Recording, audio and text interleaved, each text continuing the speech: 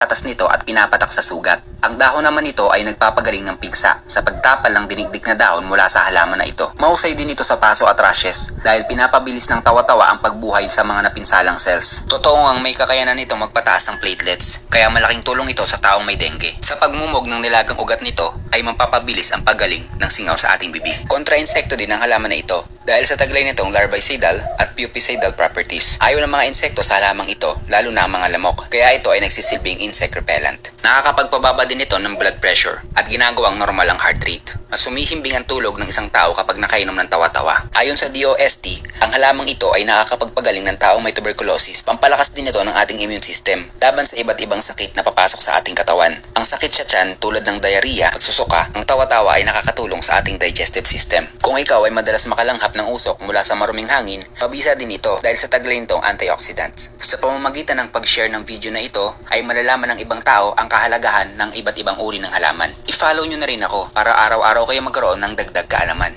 Huwag mong tatawan-tawanan ng halamang tawa-tawa dahil marami itong tulong sa ating katawan. Unahin natin ang babala. Ang labis na pag-inom ng tawa-tawa ay hindi pinapayo dahil ito ay nagtataglay ng mataas na kemikal. Hindi din ito pwede sa nagdadalang tao. Alam nyo bang eksperto sa sakit na asma